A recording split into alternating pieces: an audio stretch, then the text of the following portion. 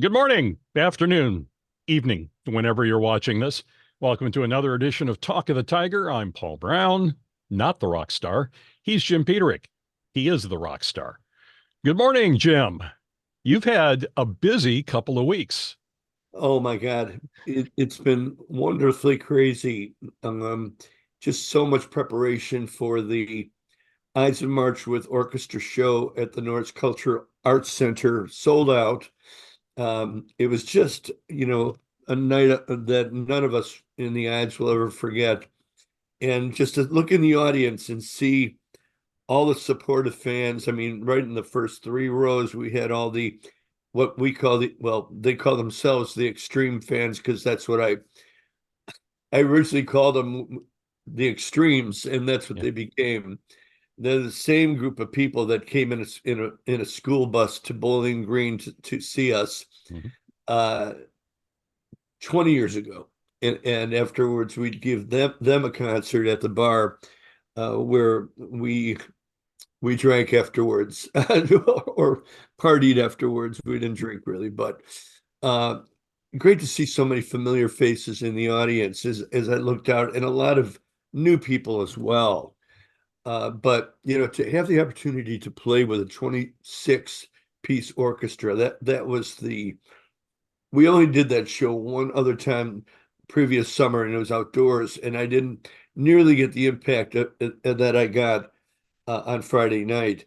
The orchestra was, well, we were on one side and the orchestra was on the other. So every time I looked over, you would see David Stahlberg, our uh, our former trombone player, now our orchestra master, conducting and watching my every move because I had to coordinate my guitar moves with the endings and just all this very intricate stuff.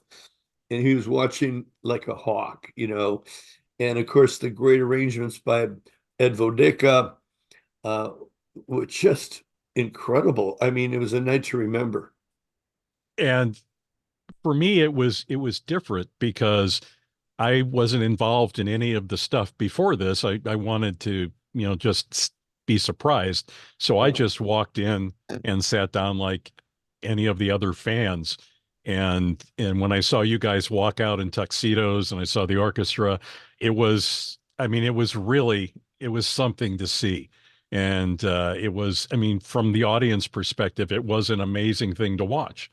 So that was very good. I mean, it was definitely something to remember.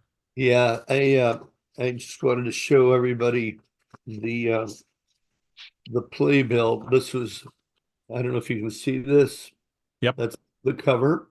And then inside there's features, and everybody got this little magazine that entered the auditorium, the stories, and it was just a, a night I'll never forget. None of the Ides will. Yeah. We're just like shaking our heads and go, well, this is truly a good memorial, not memorial, that doesn't sound right, but 60 years of being together, Yeah. uh, good tribute. And That's the combination of the band and the orchestra and the visuals behind, oh a lot yeah. of great photos, including some that we haven't seen before. So I mean, it was really fun to watch. Yeah, I couldn't look around because that would look wrong. But I'm watching the whole reel. And John Dicus put an amazing combination of things together. Sammy Davis Jr. singing Vehicle, Tom Tom Jones, Jones. and people like Joe Mantegna and Kathy Rich, on and on. It's like this is your life, the Ides of March. And Kieran, of course, was in the audience, and Yeah. I became a hero at least the next day. And the intro video that Scott put together with all of your friends and I mean, people that you've worked with, like, Paul Schaefer Oh, and Joe Mantegna, who a yeah. lot of people don't understand that Joe is from here and he was in a band back at the same time you were. So before he became the big movie and TV star, he Yeah. was just a band musician like you guys. Well, we saw. the Weasels played. And we were the Ides were a part of this talented teen search at Cermak Plaza, and opening for us was a group called the Weasels, and that was Joe Mantegna and and his band, and they all had these fright wigs on. They were really an offshoot of the theater department of Morton East, you know.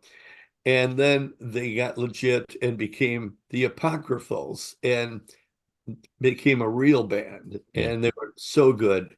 And we played shows with them and in the studio with them. And I remember Chess Studios, we were in the same different studios together, recording.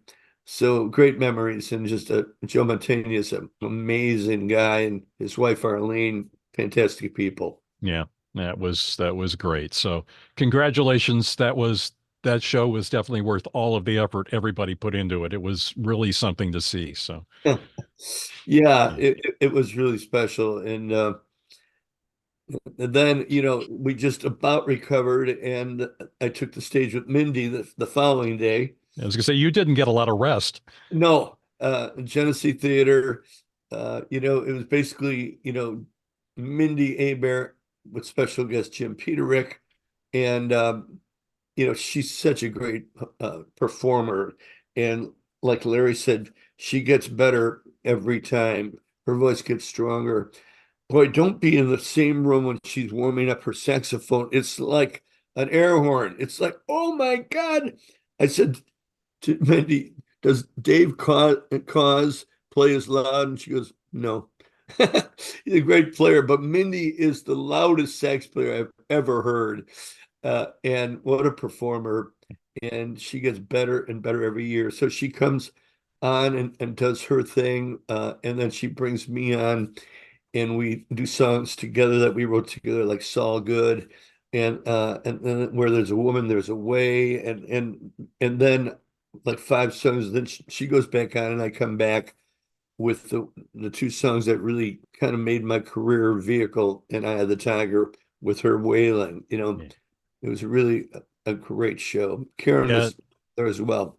it is it has been fun. I mean, thanks to you, I've known Mindy now for a number of years.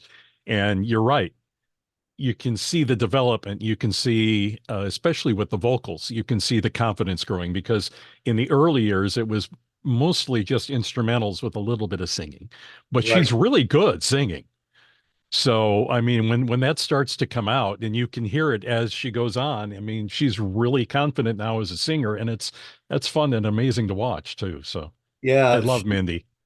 Mindy is a great person, and she's a star. What can I say? And her star rises every year.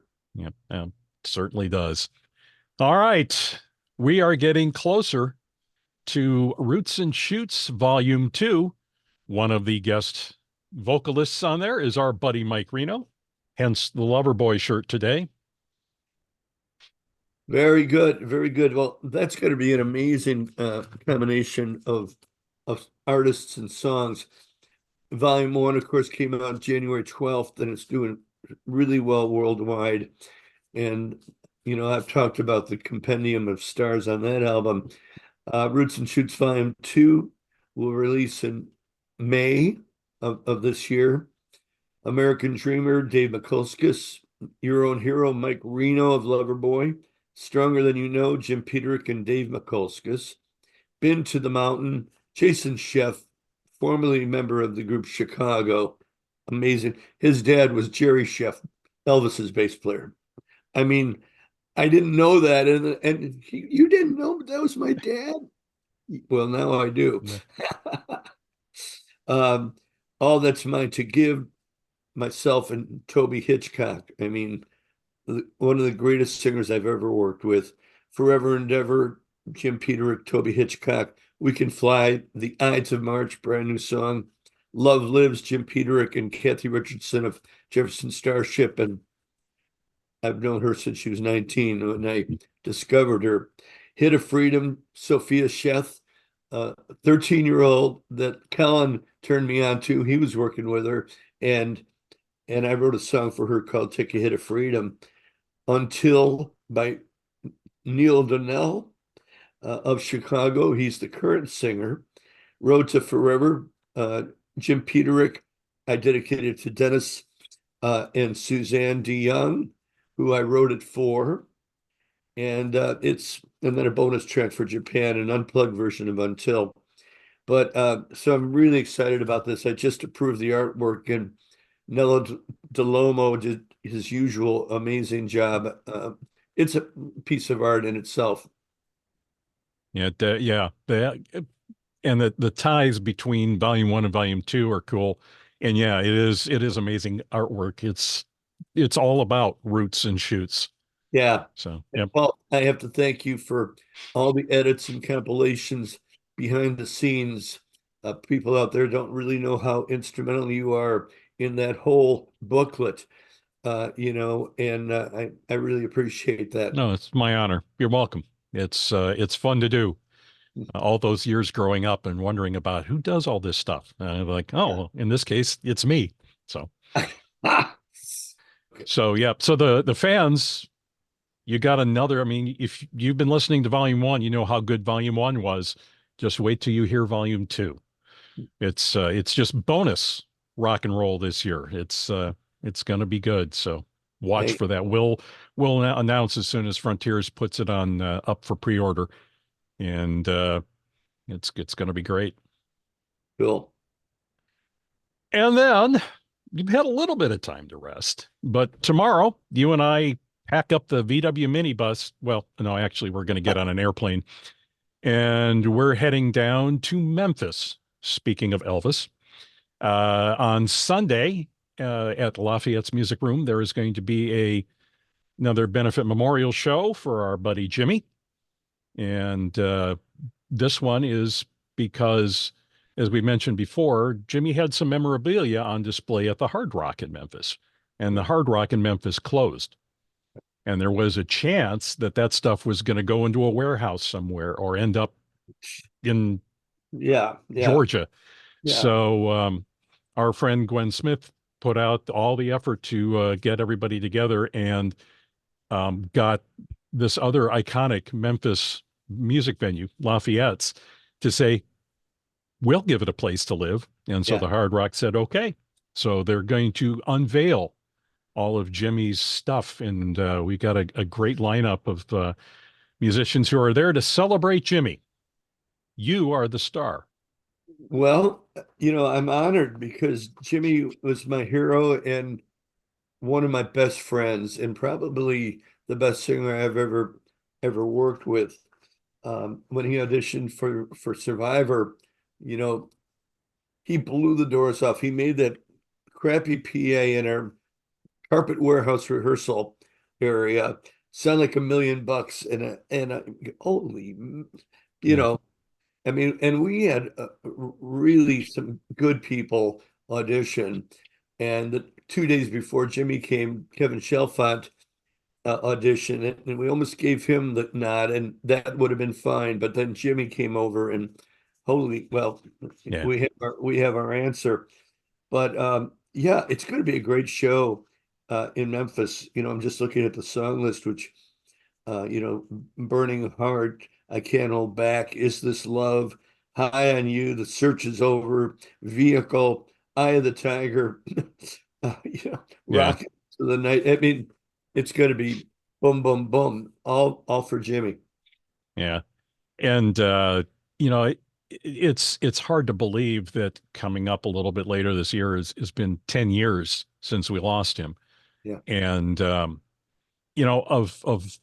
the people that I've met um since, we've been friends, um Jimmy was one of those who just took me in as a friend.